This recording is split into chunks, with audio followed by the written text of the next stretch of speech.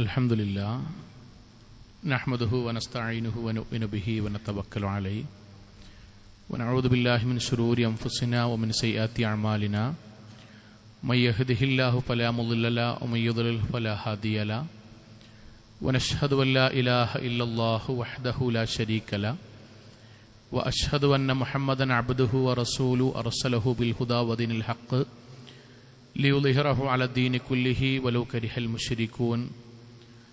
അല്ലാഹുമ്മ സ്വല്ലി അലാ മുഹമ്മദിൻ വഅലാ ആലി മുഹമ്മദ് കമാ സ്വല്ലൈത അലാ ഇബ്രാഹീം വഅലാ ആലി ഇബ്രാഹീം ഇന്നക ഹമീദും മജീദ്. അല്ലാഹുമ്മ ബാരിക് അലാ മുഹമ്മദിൻ വഅലാ ആലി മുഹമ്മദ് കമാ ബാറക്ത അലാ ഇബ്രാഹീം വഅലാ ആലി ഇബ്രാഹീം ഇന്നക ഹമീദും മജീദ്.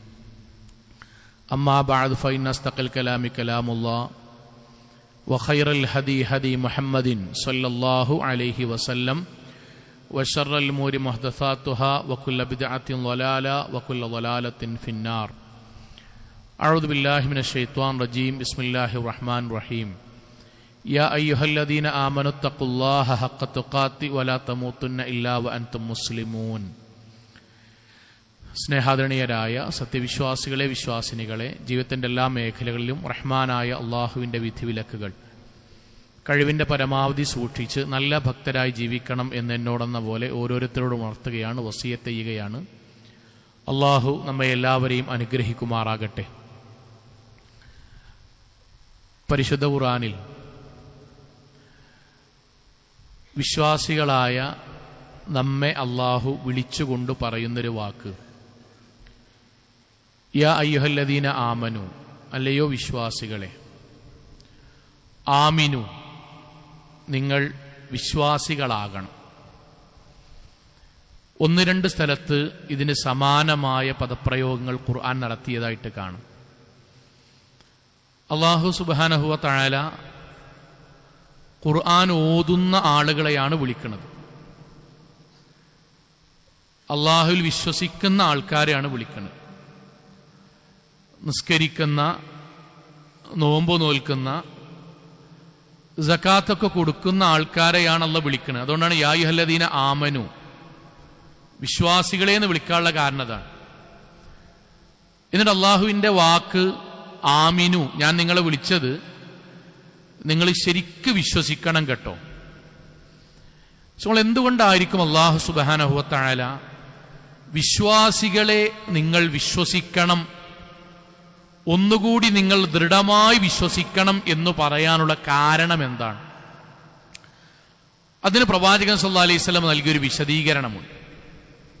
പ്രവാചകന്റെ വാക്ക് ലഅനല്ലാഹ്, അല്ലാഹു ശപിച്ചിട്ടുണ്ട്, മൻ, ഒരുത്തനെ, ആമന ബിലിസാനിഹി, അവരുടെ സംസാരം കൊണ്ട് അവർക്ക് ഈമാനുണ്ട് എന്ന് തോന്നും. സംസാരത്തിൽ മുഅ്മിനാണ്, ഞങ്ങൾ തൗഹീദുള്ളവരാണ്, ഞങ്ങളെ വീട് ആദ്യമേ ശിർക്കില്ലാത്ത വീടാണ്, ഒറ്റക്കുട്ടി നിസ്കാരം ഒഴിവാക്കാത്ത തറവാടാണ് എന്നൊക്കെ അവിടെ സംസാരത്തിലുണ്ടാവും.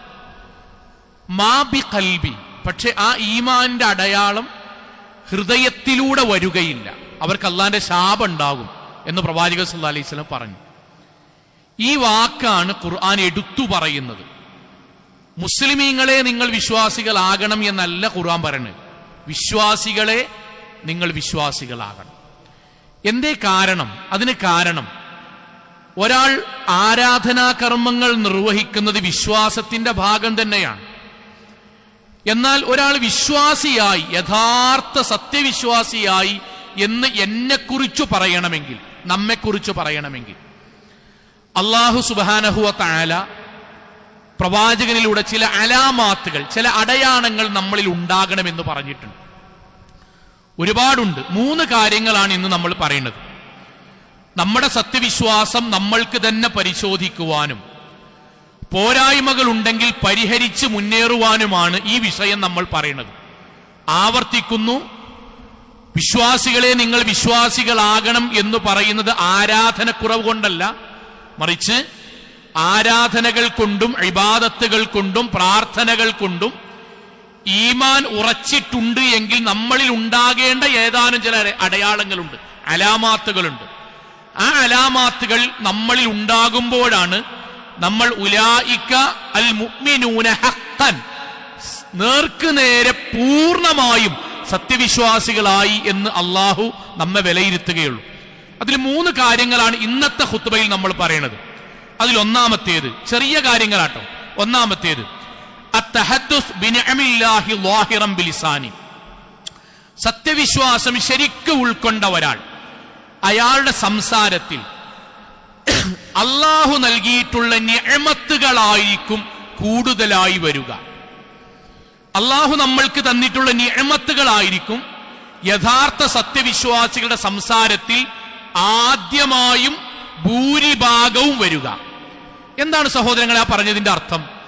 അള്ളാഹു നമ്മൾക്ക് നൽകിയ ജീവിതത്തെക്കുറിച്ച് നമ്മൾ ഒരുപാട് പറഞ്ഞു.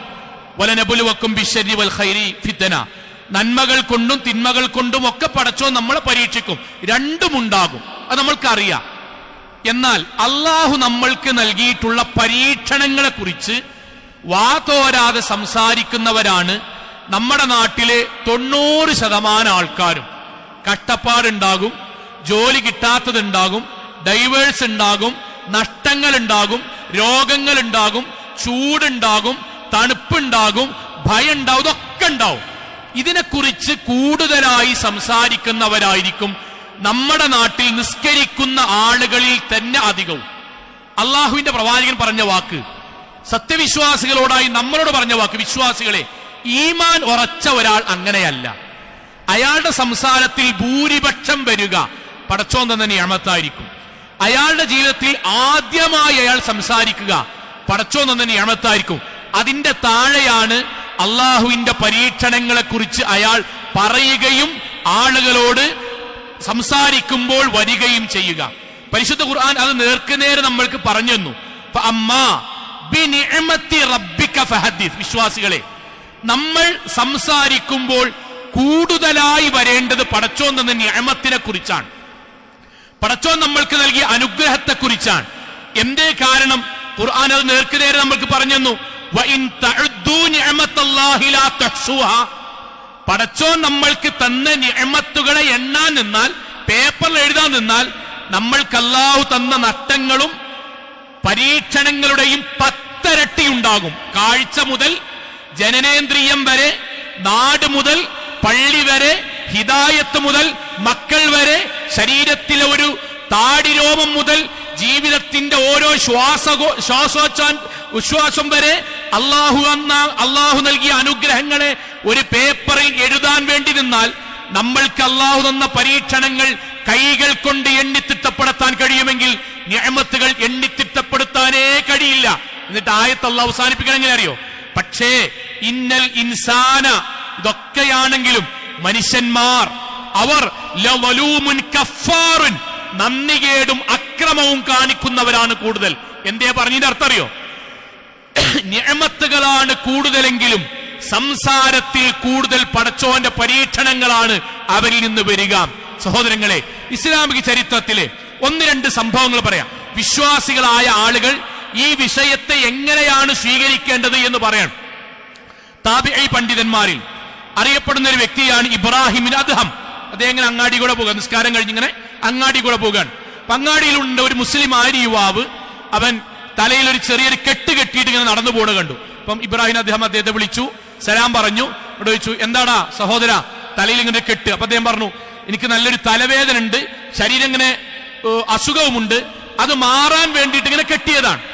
സ്വാഭാവികമാണ്, ഒരു പ്രശ്നമല്ല. ഇബ്രാഹിം അദ്ദേഹത്തിന് വേണ്ടി പ്രാർത്ഥിച്ചു. എന്നിട്ടൊരു കാര്യം പറഞ്ഞു, സഹോദര കുഴപ്പമൊന്നുമില്ല, ഇങ്ങനെ ചെയ്യുന്നൊരു പ്രശ്നമല്ല, പക്ഷെ ആലോചിക്കണം. ആ ആലോചന നമ്മൾ ആലോചിക്കണം കേട്ടോ. അദ്ദേഹം പറഞ്ഞ വാക്ക് ആലോചിക്കണം. എടാ, എത്ര കാലം അള്ളാഹു നിനക്ക് ആയുസ് തന്നു? ആ ആയുസിൽ അള്ളാഹു നൽകിയിട്ടുള്ള ഒരു തലവേദന, ആ തലവേദന നിനക്ക് വന്നപ്പോൾ അതിന്റെ മുകളിൽ നീ ഒരു കെട്ടുകെട്ടി വരുന്ന മുഴുവൻ ആളുകളോടും ചോദിക്കുന്ന രൂപത്തിൽ എന്ത് പറ്റി നോക്കുമ്പോൾ തലവേദന ഉണ്ട് എന്ന് പറയുക വഴി പടച്ചോൻ നിനക്ക് നൽകിയിട്ടുള്ളൊരു ഷർറിനെ കുറിച്ച് എല്ലാവരിലേക്കും നീ എത്തിച്ചു. കുഴപ്പമൊന്നുമില്ല. പക്ഷേ ഒരു കാര്യം ആലോചിക്ക്, തലവേദന വരുന്നതിന്റെ മുമ്പ് എത്രയോ മാസവും എത്രയോ ദിവസവും വേദനയില്ലാത്തൊരു തല പടച്ചോൻ തന്നില്ലേ? എനിക്ക് പടച്ചോൻ അങ്ങനെ ഒരു തല തന്നിട്ടുണ്ട് എന്ന് നീ എത്രയാളോട് പറഞ്ഞിട്ടുണ്ട്? ഇതൊരു ചിന്തയാണ്. തലവേദന വന്നത് ആളുകൾ മുഴുവൻ അറിയുന്നു. വേദനയില്ലാത്തൊരു ശരീരത്തെക്കുറിച്ച് 20 കൊല്ലം ജീവിച്ചാലും നമ്മുടെ നാവ് കൊണ്ട് പറയാതിരിക്കുന്നു. ഇതാണ് അള്ളാഹുവിന്റെ വാക്ക്. വിശ്വാസികളെ, ഈമാൻ ഉറച്ചിട്ടില്ല. എന്നോട് പറയാൻ, നമ്മളോട് പറയാൻ, നമ്മുടെ ജീവിതത്തിലെ പരീക്ഷണങ്ങൾ നാടുമൊട്ടുക്ക് പറയും. നിങ്ങൾ ആലോചിച്ച് നോക്കൂ, എന്റെ കടയിൽ കച്ചവടം നട്ടായാൽ ഈ നാട്ടിൽ എല്ലാവരും അറിയാലോ, മൗലവി അദ്ദേഹത്തിന്റെ അടുത്തേക്ക് പിരിവിന് പോകണ്ട, അദ്ദേഹം കുറച്ച് ടൈറ്റിലാണ്. അത് ആരിൽ നിന്ന് കിട്ടിയതറിയോ? അദ്ദേഹത്തിൽ നിന്ന് കിട്ടിയതാണ്. മൗലവി ഇപ്പൊ വേണ്ട, കുറച്ച് ടൈറ്റിൽ, പ്രശ്നമില്ല, ഒരു കുഴപ്പമില്ല.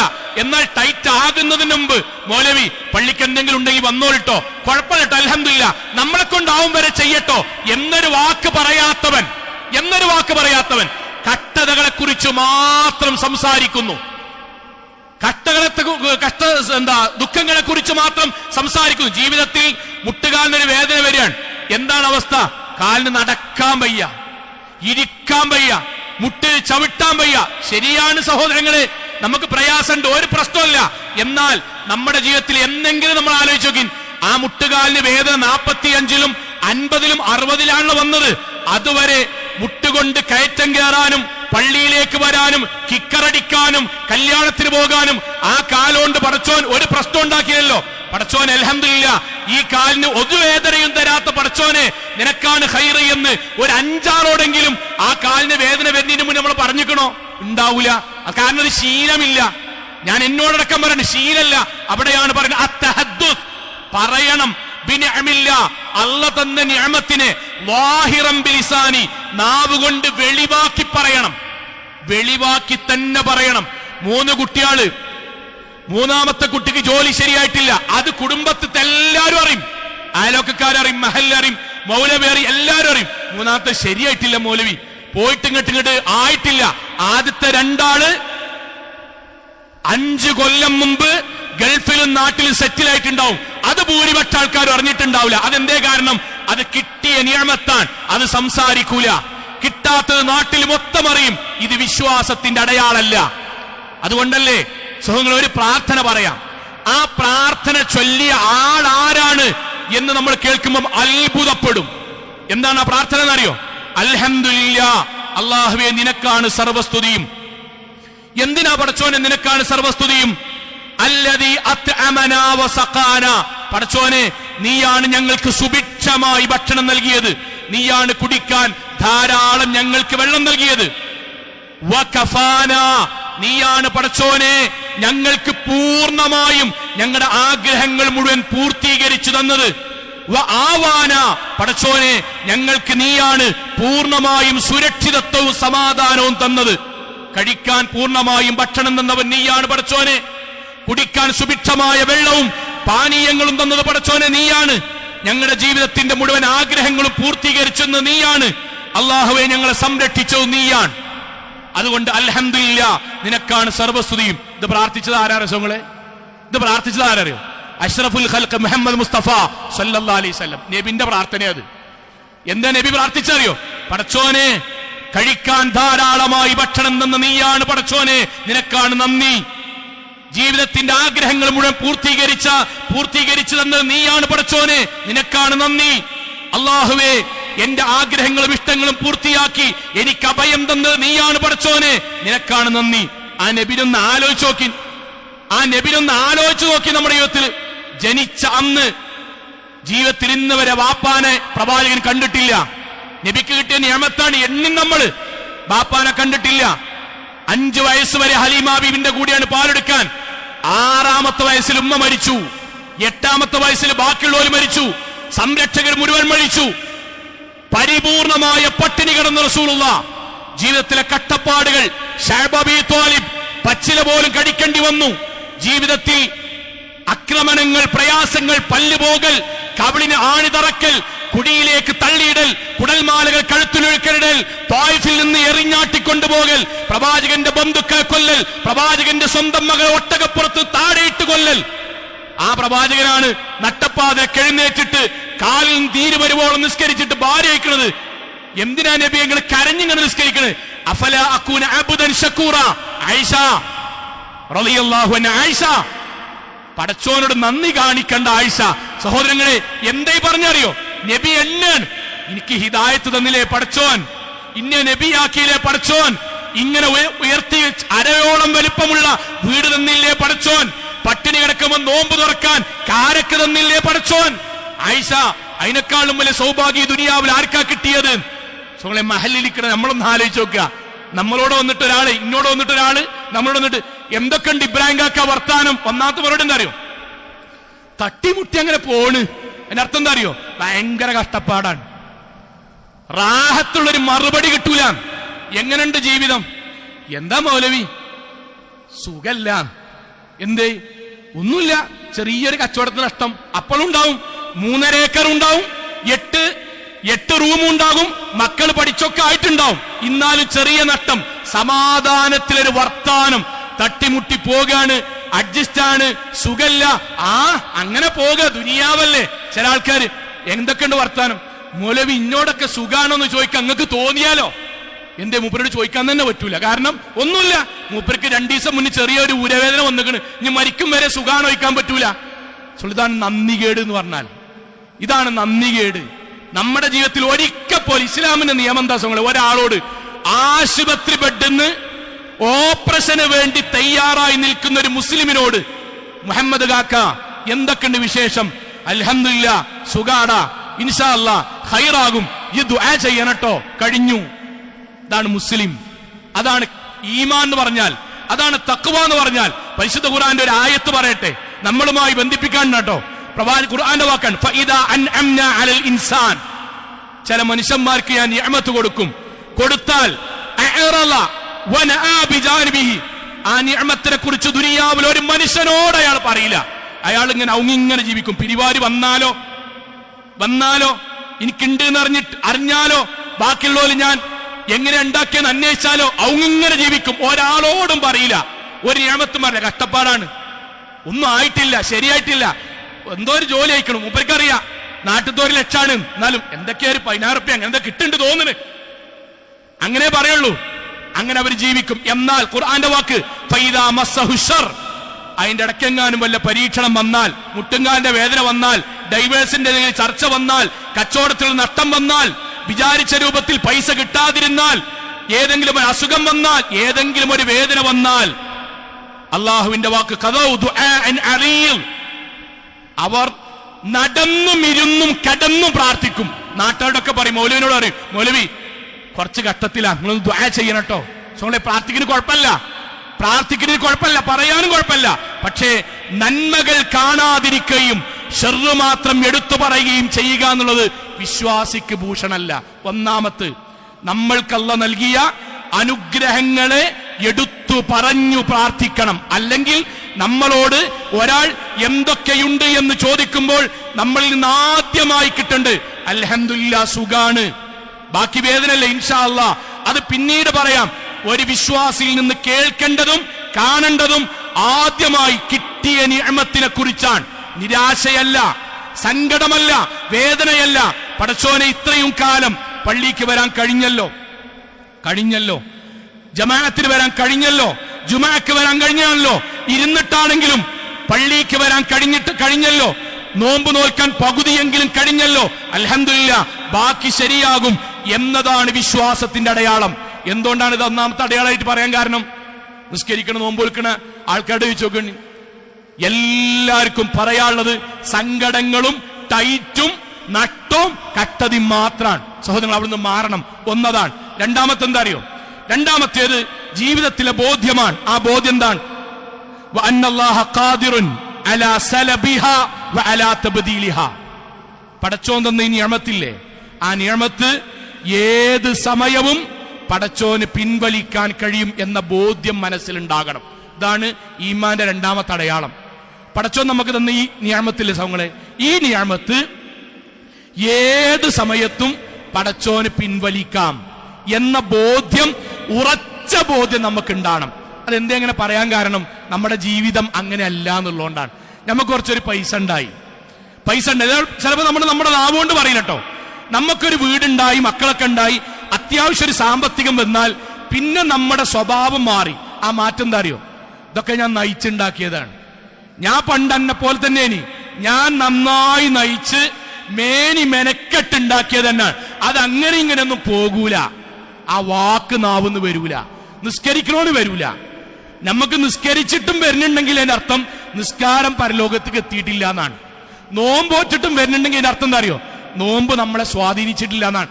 നിങ്ങൾക്കറിയില്ലേ കാറൂന്റെ ചരിത്രം ഖുർആൻ അങ്ങനെ പറയാട്ടോ. ആ പറയുന്ന സമയത്ത് ഖുർആന്റെ ഒരു വാക്കുണ്ട്.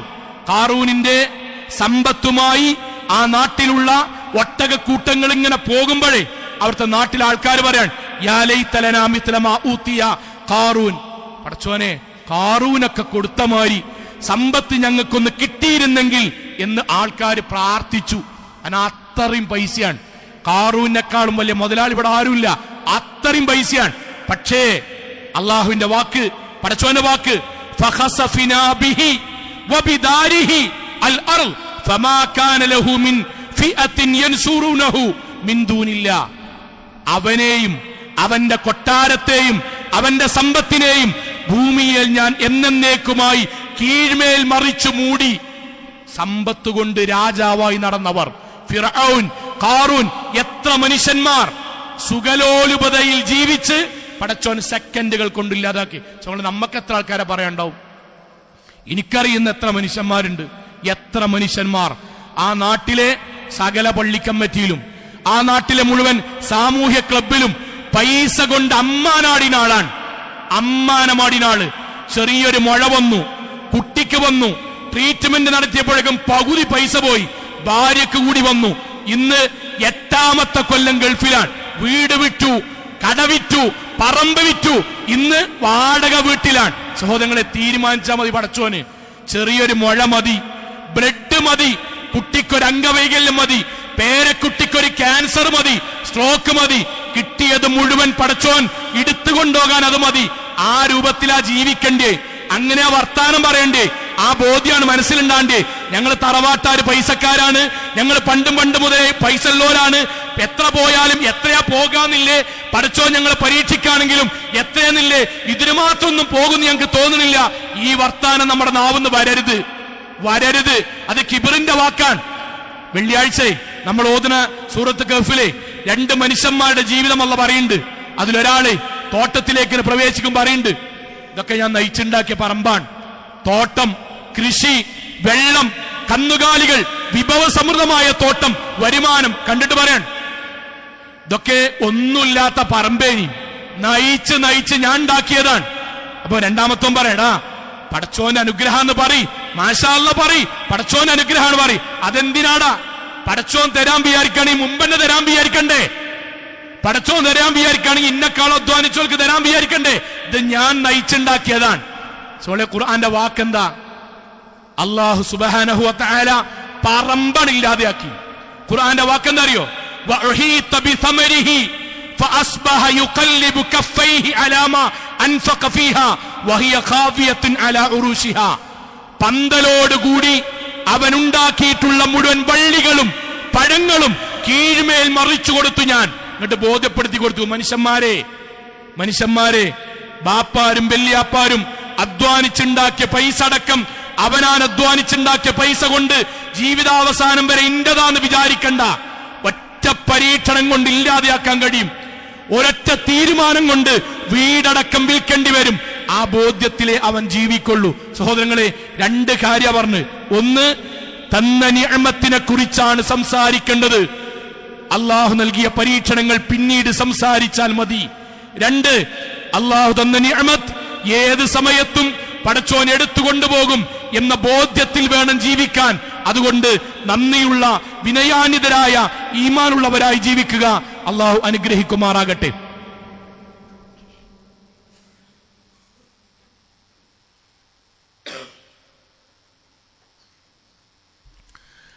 അൽഹംദുലില്ലാഹ് വസ്സലാത്തു വസ്സലാമു അലാ റസൂലില്ലാഹ് വഅലാ ആലിഹി വസഹ്ബിഹി അജ്മഈൻ. അമ്മാ ബഅദ്. തഖുല്ലാഹ ഇബാദല്ലാഹ്. ഒരിക്കൽ കൂടി അള്ളാഹുവിനെ സൂക്ഷിച്ചുകൊണ്ട് ജീവിക്കണം എന്ന് എന്നോടെന്ന പോലെ ഓരോരുത്തരോടും ഉണർത്തുകയാണ്. സഹോദരങ്ങളെ, 3ാമത്തെ കാര്യം വിശദീകരിക്കുന്നില്ല.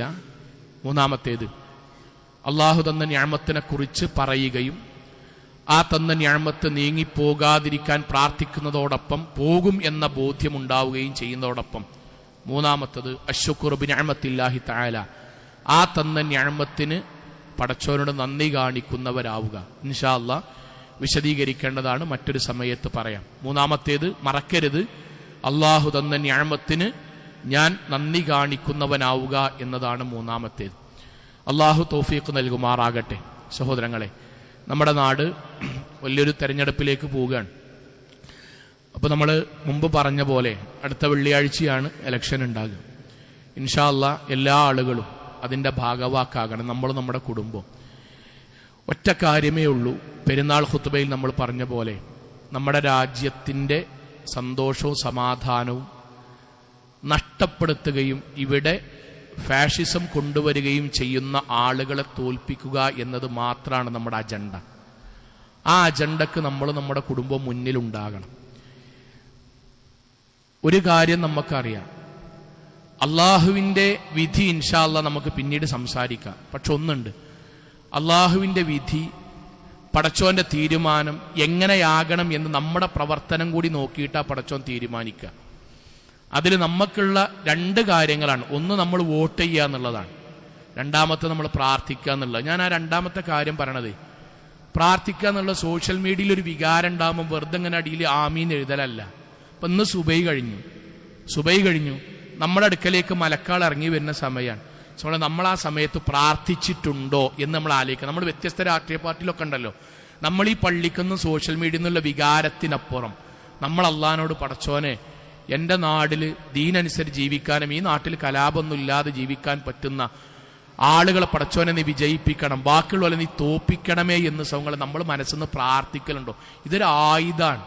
പ്രാർത്ഥന എന്ന് പറഞ്ഞാൽ ആയുധം മാത്രമല്ല, അദ്ദുആഉ പ്രാർത്ഥന, യറുദ്ദുൽ ഖലാഉ അല്ല എഴുതി വെച്ച ഖലാഇനെ പ്രാർത്ഥനക്കനുസരിച്ച് അല്ല മാറ്റും, ഖൈറിലേക്ക് അല്ല മാറ്റും. നമ്മൾ പ്രാർത്ഥിക്കണം, വെറുതെ പ്രാർത്ഥിച്ചാൽ പോരാ, മനസ്സിൽ നിന്ന് നമ്മൾ പ്രാർത്ഥിക്കണം.